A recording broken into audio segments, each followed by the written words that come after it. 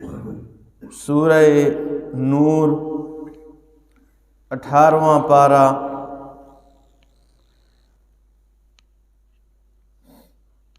یہ سورت مدنی سورت ہے اور اس کا یہ نزول کے اعتبار سے یہ 102 نمبر پر ہیں۔ سورہ حشر کے بعد یہ نازل ہوئی اور ترتیب مصحفی میں یہ 25ویں نمبر پر ہے، یعنی اس سے پہلے 24 سورتیں ہیں اور 25ویں نمبر پر یہ سورہ نور ہے۔ یہ 64 آیات اور 9 رکوعات پر مشتمل سورت ہیں اور اس کا پچھلی سورت یعنی سورہ مومنون کے ساتھ تعلق اور ربط کیا ہے، یہ کن وجوہات کی وجہ سے اس کے بعد لایا گیا ہے؟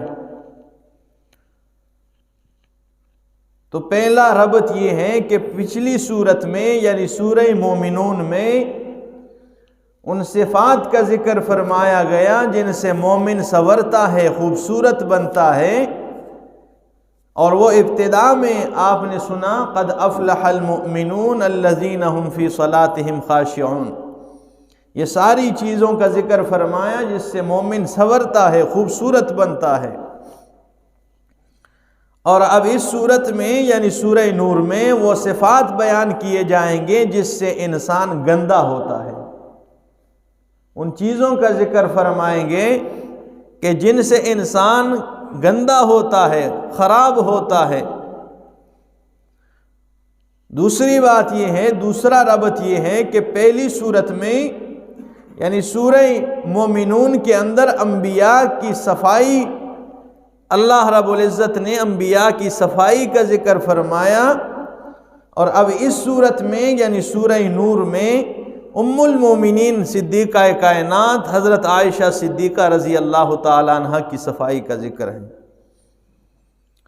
اور تیسرا ربط یہ ہے کہ پچھلی صورت میں یعنی سورہ مومنون میں حضرت نوح علیہ السلام کی بیوی کی تباہی کا ذکر فرمایا، اور اب اس صورت میں سورہ نور میں جناب رسول اللہ صلی اللہ تعالی علیہ وسلم کی رفیقہ حیات صدیقہ کائنات کی صفائی کا ذکر فرمایا، اور یہ بات بتا دیا کہ نجات اس میں نہیں کہ بندہ کہے کہ میں فلاں کا بیٹا ہوں یا فلاں کا باپ ہوں، یا کوئی عورت کہے کہ میں فلاں کی بیوی ہوں یا میں فلاں کی بیٹی ہوں۔ نجات کے ذریعہ صرف اور صرف عقیدہ توحید ہیں اور نیک عمل ہیں، عمل صالح ہیں، کیونکہ حضرت نوح علیہ السلام اللہ کے نبی ہیں، اللہ کے پیغمبر ہیں، لیکن ان کی بیوی مشرکہ تھی تو ان کی تباہی کا ذکر قرآن نے کیا ہے کہ وہ تباہ و برباد ہو گئی۔ اور جناب رسول اللہ صلی اللہ تعالی علیہ وسلم کی رفیقہ حیات جب ان کا عمل صالح ہے اور وہ موحدہ ہیں تو ان کی صفائی رب العالمین نے قرآن بنا کر نازل کر دیا۔ اس سورت کا دعویٰ کیا ہے؟ رد الفحشاء اصول اربعہ کے ساتھ، یعنی بے حیائی کا رد 4 اصولوں اور 4 قوانین کے ذریعے بے حیائی کا رد، اور اسی طرح قواعد 7 کے ساتھ بے حیائی کو رد کیا ہے۔ اور یہ وہ صورت ہے، یہ بات یاد رکھیں بعض لوگ، کہ حضرت عمر فاروق رضی اللہ تعالی عنہ نے کوفہ کے گورنروں کی طرف خطوط لکھ کر بھیجے اور انہیں یہ بتایا کہ جتنے بھی گورنر ہیں تمام لوگوں تک یہ پیغام پہنچ جائے، اور اس میں لکھا یہ تھا کہ علموا نساءکم سورۃ النور، تمام گورنروں سے یہ حکم ہے کہ وہ اپنی عورتوں کو، اپنے علاقے کی خواتین کو سورۃ نور پڑھائیں اور سورۃ نور بیان کریں کہ انہیں پتہ چل جائے۔ اس صورت کے امتیازات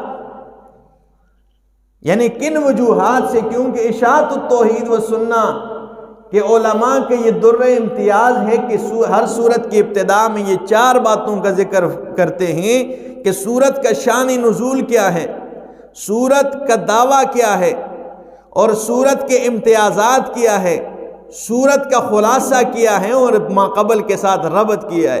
یہ 5 باتیں کسی بھی صورت کے متعلق آپ کو پتہ چل جائیں گی تو آپ پکے پنچ پیری بن جائیں گے۔ یہ میں عذر مذاق کے کہتا ہوں، پنچ پیر ایک گاؤں کا نام ہے جہاں سے رب کی وحدانیت کی صدا بلند کی تھی حضرت شیخ القرآن امام محمد طاہر پنچ پیری رحمہ اللہ نے۔ اور مزہ چس بھی تب آتی ہے کہ پنچ پیر گاؤں کا نام ہو اور اس سے بلند ہو توحید کی صدا، تو تب یہ مزہ آتا ہے، ٹھیک ہے۔ موحدین کے بیچ میں تو ویسے بھی آسان ہوتا ہے۔ اس لیے یہ صورت ممتاز ہیں پاک دامن عورت پر الزام لگانے والے کے اوپر سزا سے، کہ اس میں سزا مقرر کی ہے جو پاک دامن عورتوں پر الزام لگاتے ہیں، اور وہ ہے کیا؟ 80 کوڑے لگانے۔ اور یہ صورت ممتاز ہیں شادی شدہ مرد اور شادی شدہ عورت جو زنا کرے ان کے اوپر حد مقرر کرنے سے، اور وہ ہے 100 کوڑے۔ غیر شادی شدہ مرد اور غیر شادی شدہ عورت، ان کے 100 کوڑے سزا ہے۔ جو شادی شدہ ہیں ان کے لیے تو سنسار ہے، انہیں قتل کرنا ہے۔ اس سے یہ صورت ممتاز ہیں۔ اسی طرح یہ صورت ممتاز ہے مومنین اور مومنات کو آنکھیں نیچی رکھنے کے حکم سے، کہ مومن اپنی آنکھوں کو نیچے کرے گا جب کوئی غیر محرم سامنے آئے، اور مومنہ جب غیر محرم سامنے آئے تو وہ بھی اپنی آنکھیں نیچی کریں۔ اسی طرح یہ صورت ممتاز ہے حضرت صدیقہ کائنات عائشہ صدیقہ رضی اللہ تعالیٰ عنہ کی صفائی اور تطہیر کے بیان سے، کہ اس میں حضرت صدیقہ کائنات کی صفائی کو اللہ رب العزت نے ذکر فرمائی۔ اور یہ صورت ممتاز ہے اللہ کی توحید، ایمان، اللہ نور السماوات والارض کے ساتھ۔ سورہ نور کا خلاصہ بے حیائی کو روکنے کے لیے 7 مبادی کو ذکر کیا، اور فحشاء کو روکنے کے لیے 4 قوانین کو ذکر کیا۔ اور وہ پہلا قانون یہ کہ سزا دینے میں ترس نہ کھایا جائے۔ جب شریعت کی حد مقرر کرنی ہو تو جس پہ حد مقرر ہو رہی ہو اس کے متعلق تمہارے دل میں کوئی ترس نہ آئے، کیونکہ یہ حکم اللہ کا، یہ تمہارا بنایا ہوا قانون نہیں ہے، اس لیے اس میں کوئی ترس نہ ہو۔ دوسرا یہ ہے کہ مشرک عورت اور مرد دونوں سے بچو، یہ دونوں ایک ہوتے ہیں، ان دونوں سے اپنے آپ کو، پاک دامن عورت بھی اور پاک دامن مرد بھی اپنے آپ کو بچا کے رکھو۔ اور تیسرا قانون کہ پاک دامن عورتوں پر الزام نہ لگاؤ۔ اور چوتھا قانون کہ اگر خاوند بیوی پر الزام لگائیں تو اس کے لیے لعان کا ذکر فرمایا۔ آگے آیات میں آئے گا انشاءاللہ یہ ساری تفصیل۔ اب آئیے ذرا ترجمے کی طرف۔ فرمایا سورۃ انزلناہا وفرضناہا، یہ سورت انزلناہا ہم نے نازل کیا، اللہ فرماتے ہیں کہ ہم نے اس کو نازل کیا ہے، وفرضناہا اور ہم نے ان کے اندر احکام کو فرض کر دیا ہے۔ یا علماء مفسرین اس سے بھی بہترین معنی کرتے ہیں وفرضناہا، اللہ فرماتے ہیں اس سورت کو کھول کھول کے بیان کرنے کو فرض کر دیا ہے۔ ٹھیک ہے، ایسے تو سارا قرآن کا، لیکن اسے کھول کھول کے بیان کیا جائے تاکہ مومنوں تمہارا معاشرہ ٹھیک ہو جائے، تمہاری معاشرے کی کیا ہو، درستگی ہو۔ وَأَنزَلْنَا فِيهَا، اور ہم نے نازل کیا اس سورت کے اندر آیات بینات، واضح آیات ہم نے نازل کی ہیں، لعلکم تذکرون، تاکہ تم نصیحت حاصل کرو، تاکہ تم ان چیزوں کو یاد کرو اور اللہ کے دین اور رسول اللہ کے سنت پہ عمل پیرا ہو، تاکہ یہ ساری چیزیں تمہارے ذہن میں ہو۔ آگے فرمایا الزانیۃ والزانی فاجلدوا کل واحد منہما مئۃ جلدہ۔ اللہ نے فرمایا الزانیۃ والزانی، زناکار عورت اور زناکار مرد، فاجلدوا کل واحد منہما مئۃ جلدہ، غیر شادی شدہ مرد اور غیر شادی شدہ عورت اگر زنا کریں ان دونوں کو 100 کوڑے لگا دیے جائیں۔ شرعی جو حد ہے نا، ٹھیک ہے نا، جس ملک میں حد مقرر ہو، ٹھیک ہے نا، وہاں پر کسی کو قسم بھی دو تو وہ کسی گناہ کو ہاتھ نہیں لگائے گا۔ یہ اللہ نے مقرر کیے قانون ہے، لیکن لاگو کرنے والا کوئی نہیں۔ آج کل کیا ہوتا ہے، کوئی چوری کر لے، کوئی زنا کرے، فلاں پکڑا گیا، اچھا پھر کیا ہوا، پھر عدالت نے اسے چھوڑ دیا۔ یہ اگر ہو جائیں، یہ حد مقرر ہو جائیں، یہ شریعت نے زیادتی نہیں کہ جو لوگ کہتے ہیں نا یہ زیادتی ہے، یہ اللہ کے احکام ہیں۔ ایک کو برسر میدان سنسار کرے، ایک کے ہاتھ برسر میدان کاٹ دیا جائے تو پھر دوسرا ہاتھ نہیں لگائے گا، لیکن یہ ہے کہ چونکہ یہ تو اب لاگو کرنے والا کوئی نہیں، اس لیے آپ دیکھ لیں زنا عام ہو گیا ہے، چوری اور ڈاکہ عام ہو گیا، اس وجہ سے کہ شرعی حدود قائم نہیں کیے گئے۔ فرمایا الزانیۃ والزانی، قرآن کریم کے اندر جدن بھی آپ دیکھ لیں، مرد کا اللہ نے پہلے ذکر کیا ہے، عورت کا بعد میں ذکر کیا ہے۔ ہاں، المتصدقین والمتصدقات، صدقہ دینے والے مرد اور صدقہ دینے والی عورتیں، یا سچ بولنے والے مرد اور سچ بولنے والی عورتیں، ٹھیک ہے۔ اور دوسرے مقام پہ کیا فرمائے، وَالذَّاكِرِينَ، اللہ رب العالمین کو یاد کرنے والے، وَالذَّاكِرَاتِ، اور یاد کرنے والی عورتیں، ٹھیک ہے، اللہ کو یاد کرنے والے مرد، ہاں، اللہ کے ذکر کرنے والے، اور اللہ کے ذکر کرنے والی عورتیں، اور کئی مقامات پہ، ٹھیک ہے، عورت کا بعد میں ذکر کیا، اور لیکن یہاں پر الٹ ہو گیا ہے الزانیۃ والزانی، کہ زناکار عورت اور زناکار مرد دونوں کو کھوڑے لگا دیے جائیں۔ یہ عورت کو پہلے اس کا ذکر اس لیے کیا ہے کہ یہ عمل بہت زیادہ قبیح ہے، اس کی قباحت کا ذکر کیا ہے، اس لیے عورت کو اللہ نے پردے کا حکم دیا ہے کہ یہ پردے میں رہیں۔ مرد سے زیادہ عورت کے لیے حیا کا حکم دیا ہے، تو جب یہ بے حیا ہو جائیں، یہاں پہ اللہ نے مرد سے پہلے عورت کا بیان کیا ہے۔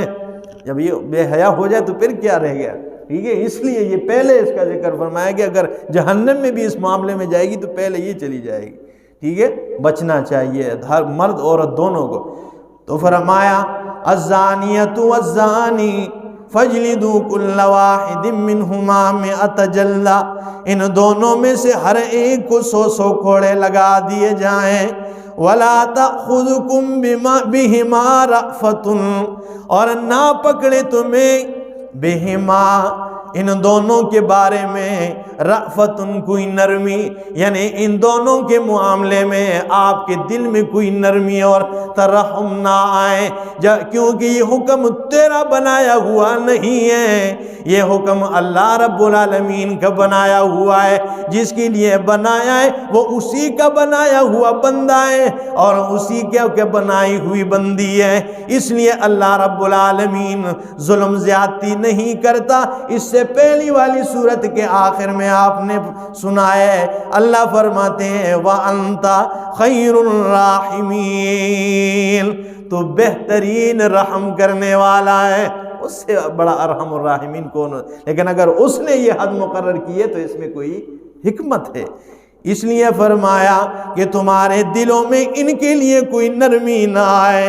فی دین اللہ، اللہ کی دین میں، ان کنتم تؤمنون باللہ، اگر ہو تم اللہ پر ایمان رکھنے والے، والیوم الآخر، اور آخرت کے دن پر ایمان رکھنے والے ہوں۔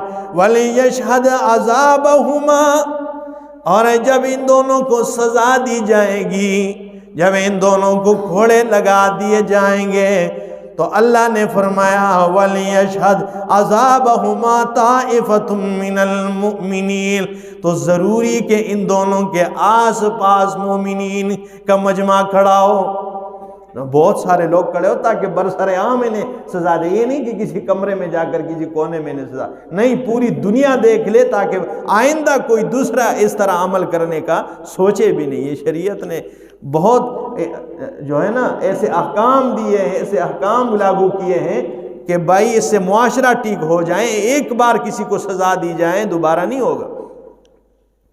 تو فرمایا وَلِيَشْهَدْ عَذَابَهُمَا۔ ہمارے پنجپیر میں درس قرآن، ہم ادھر دور تفسیر میں تھے، ایک لڑکا تو نہیں تھا، بڑا تھا، کافی مولوی تھا، درس میں وہ بھی تھا، موٹر سائیکل اس نے چوری کر دیا۔ موٹر سائیکل چوری ہو گیا تو اس نے حضرت شیخ صاحب نے انہیں، شیخ طیب صاحب جو آج موجود ہیں ہمارے، شیخ القرآن امام محمد طاہر کے بیٹے ہیں یہ، تو انہوں نے اسے پکڑ لیا اور خوب پٹائی کی نا، خود بھی اتنی پٹائی کی کہ شیخ صاحب فرماتے میری ساری رات جو ہے نا میرے وجود میں درد شروع ہو گیا تھا۔ اور پھر جو طلباء تھے 2-3 جس کا موٹر سائیکل گم ہو گیا تھا، اسے بھی بلایا کہ بھائی اس کی پٹائی کرو، اس نے بھی دل ٹھنڈا کر دیا نا، پھر اسے پولیس والوں کے حوالے کیا۔ پولیس والے آگے اوپر سے، پولیس والے لے گئے تو والدین آ گئے، انہوں نے پولیس والوں سے جب بات کی بھائی اسے چھوڑ دے، ہم سب کچھ تیار ہے ہر چیز کے لیے، ہر قسم، انہوں نے کہا بھائی شیخ صاحب سے بات کر لیں، وہ کہیں تو ہم چھوڑیں گے، آپ کے کہنے پہ نہیں چھوڑیں گے۔ یہ شیخ صاحب کے پاس آ گئے ہیں کہ حضرت آپ مہربانی کر دیں۔ انہوں نے کہا کیوں؟ میں نہیں اس کو یہ نہیں چھوڑے گا، یہ آزاد نہیں ہوگا۔ انہوں نے بہت منتیں کی، 2-3 جرگے لے کر آئے تو شیخ صاحب نے کہا ایک موٹر سائیکل کے بجائے 2 موٹر سائیکل نئے لے کے آئیں، اس کو چھوڑ دیں گے۔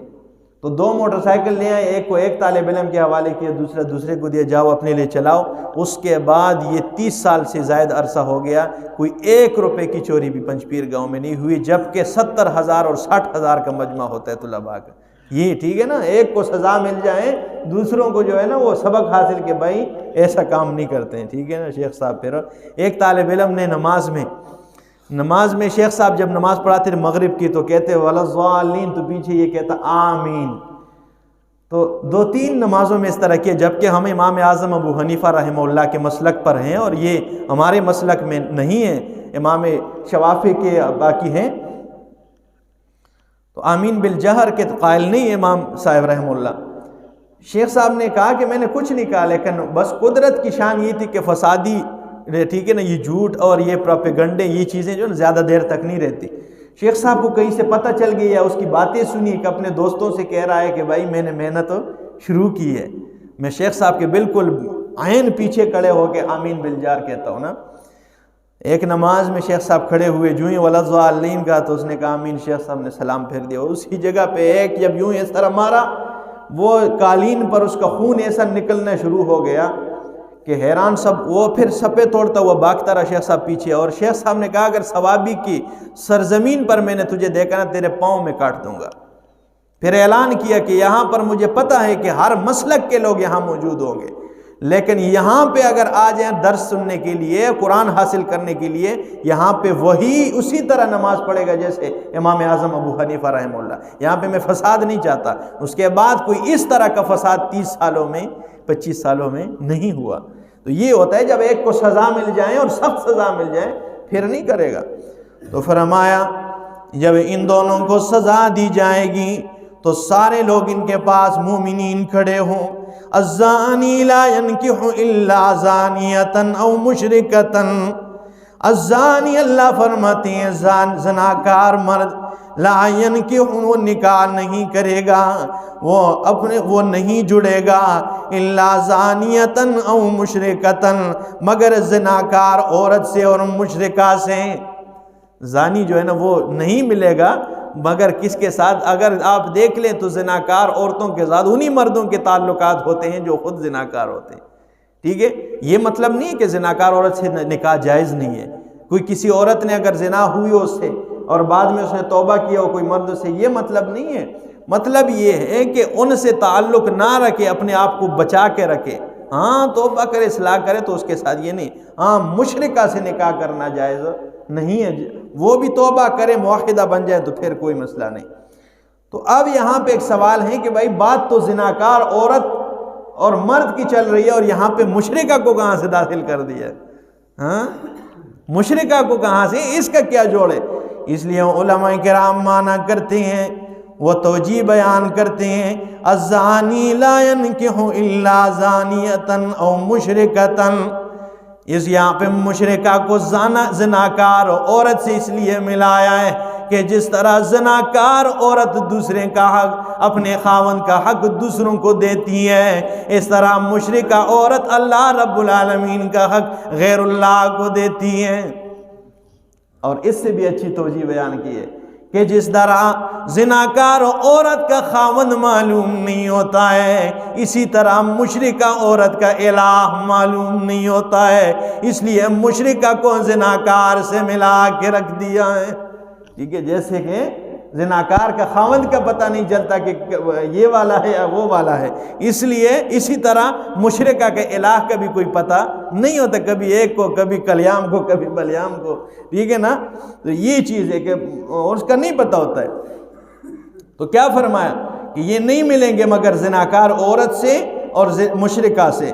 والزانیۃ لا ينکحها، اور زناکار عورت بھی نکاح نہیں کرے گی، وہ نہیں ملے گی، الا زان او مشرک، مگر زناکار مرد اور مشرک مرد کے ساتھ۔ وحرم ذالک علی المؤمنین، اور یہ حرام کیے گئے، ذالک حرام کر دیا ہے یہ زنا والا عمل، علی المؤمنین ایمان والوں کے اوپر، یعنی یہ جو زنا والا عمل ہے نا، اس کو مومنین کے اوپر کیا کر دیا گیا؟ حرام کر دیا گیا ہے۔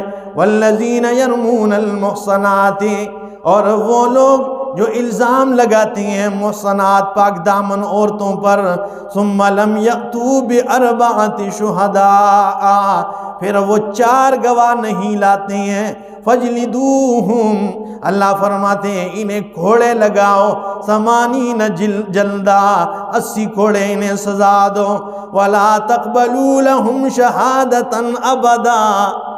اگر کسی نے پاک دامن عورت پہ الزام لگایا، یہ آج کل کے معاشرے میں آپ دیکھتے ہیں کہ اپنی ساس بہو پہ الزام لگا رہی ہے، سسر بہو پہ الزام لگا رہا ہے، اور اپنی گھروں میں یہ جتنے بھی، ٹھیک ہے نا، ننند ہے یا کیا کہتے ہیں اس کو، خاوند کی جو بہن ہوتی ہے، وہ اپنی بابی پہ الزام لگا رہی ہیں، اور بابی اپنی ننند پہ الزام لگا رہی ہیں، اور بہو اپنی ساس پہ الزام تراشیاں کرتی ہیں۔ یہ نہیں ہونا چاہیے۔ اگر کسی نے پاک دامن عورت پہ الزام لگایا، اور یہ معاشرہ غلط ہی تب ہوتا ہے کہ خاوند بیوی کے اختیارات دوسروں کے ہاتھ میں پکڑا دے۔ ٹھیک ہے نا، خاوند اور بیوی کا ایک ایسا رشتہ ہوتا ہے، وہ کون سے میاں بیوی ہوں گے کہ بیوی کہے مجھے یہ تکلیف ہے اور خاوند کہے بڑے بھائیاں نال گل کرو۔ ٹھیک ہے نا، یعنی مجھے ڈاکٹر کے پاس لے جاؤ، وہ کہ ٹھیک ہے نا بڑے پائی جی نال گل کرو، ٹھیک ہے یار، میاں بیوی ہو، بیوی کا میاں بیوی آپس میں ہو، اس کی بیوی کے تکلیف ہو اسے کوئی، وہ اپنے دل کی بات خاوند سے شیئر کرے، خاوند اپنی بیوی سے شیئر کرے۔ ہاں بیوی آئیں اور چپ کے اس کے سرانے کے نیچے سے 10 روپے نکالے، یہ کون سے میاں بیوی ہوں گے؟ خاوند بیوی سے کہیں کہ پیسے کہاں پر رکھے ہوئے ہی، یہ اعتماد ہونا چاہیے، لا کر دے مجھے کام ہے۔ ٹھیک ہے، یہ پیار محبت سے جب اس طرح کے گھرانے ہوں گے، ان میں بگاڑ نہیں پیدا ہوگا۔ اس لیے فرمایا کہ جو مومنہ، جو پاک دامن عورت پہ الزام لگائیں اور 4 گواہوں کو پیش نہ کریں، ہر معاملے میں 2 گواہ کا اللہ نے ذکر کیا، لیکن عورتوں کو اگر یہ پتہ چل جائے کہ اللہ نے ہمیں کتنی عزت دی ہے، تو وہ ساری رات سجدے میں گری پڑی رہے گی، اور وہ شکر ادا نہیں کر سکے گی۔ ہر معاملے میں زیادہ سے زیادہ 2 گواہ، لیکن جب کسی عورت پہ الزام لگائیں، اللہ نے فرمایا جب تک 4 گواہوں کو نہیں لائے گا اور اس میں 4 گواہ پیش نہ کرے، اور وہ بھی عینی گواہ کہ 4 گواہوں نے یوں دیکھا ہو، تو اللہ نے فرمایا اسے 80 کوڑے لگاؤ اس بندے کو۔ اور یہ ایک دفعہ پیش کیا، دوسرا دفعہ اس پر ٹھیک ہے، کہتے ہیں نا دفعہ 144 اور دفعہ، ٹھیک ہے نا، یہ وہ دفعات ہے، ٹھیک ہے۔ سب سے پہلی دفعہ کہ اس پر کوڑے لگائے جائیں، اس کو 80 کوڑے، اور دوسری وَلَا تَقْبَلُوا لَهُمْ شَهَادَةً أَبَدًا، کبھی زندگی میں اس کی شہادت گواہی قبول نہیں کی جائے گی۔ اس کے بعد زندگی میں اس شخص کی گواہی کسی معاملے میں بھی قبول نہیں کی جائے گی۔ وَأُولَئِكَ هُمُ الْفَاسِقُونَ، تیسری دفعہ یہ ہے، اللہ فرماتے ہیں یہی ہے فاسق و فاجر، گنہگار ہیں۔ اگر گنہگار کو اپنی آنکھوں سے دیکھنا ہو تو یہ ہے جس نے پاک دامن عورت پہ الزام لگایا ہے۔ آگے فرمایا إِلَّا الَّذِينَ تَابُوا مِن بَعْدِ ذَلِكَ، مگر بہرحال وہ لوگ تابو جنہوں نے توبہ کیا اس کے بعد، وَأَصْلَحُوا، اور اپنی اصلاح کر دی ہے، فَإِنَّ اللَّهَ غَفُورٌ رَحِيمٌ، تو بے شک اللہ غفور، بخشنے والا ہے، رحیم، مہربان ہے۔ اللہ عمل کی توفیق عطا فرمائے۔